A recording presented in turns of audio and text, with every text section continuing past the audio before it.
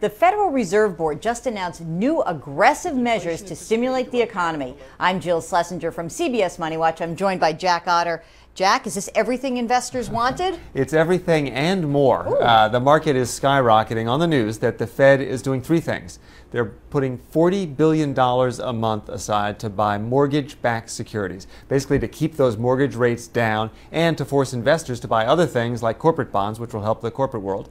Also, they left this open-ended. In the past, they've said, we're going to buy X amount. This time they said, we're going to keep it going, and we're going to keep it straight into an economic recovery.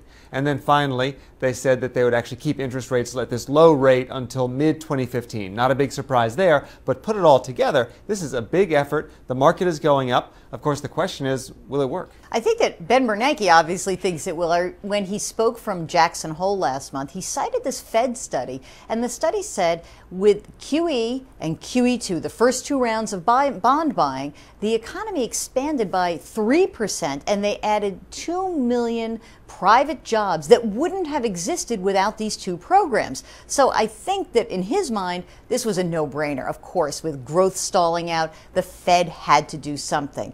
But the big question on my end is, okay, if he believes it works, aren't there some big risks involved in this? Well, absolutely. And we should say there are a lot of people who think it won't work at all. I mean, there's some people who take it as gospel that this is a complete waste of money. And they say it will result in massive inflation at some point down the road. Now, people have been predicting this ever since the program started. And of course, not only do we not really have an inflation issue, it's actually below the Fed's target. They think 2% inflation is about right for growth. Right now, we're at about 1.4%. The Chicken Littles, if we can call them that, still say, no way, this is going to be a big problem down the road. We don't see it yet, but what we do know is that it's tough for the Fed to put on the brakes without causing damage. Historically, either the Fed hasn't put on the brakes and we've seen inflation, or they've slammed on the brakes and we've seen recession. So it will be a tough exit strategy, but at the moment, I don't think that they're even thinking about exit strategy. They're thinking about how to save the economy. Well, we're going to talk about the economy and that exit strategy. Stay tuned here at CBSNews.com. Thanks for watching.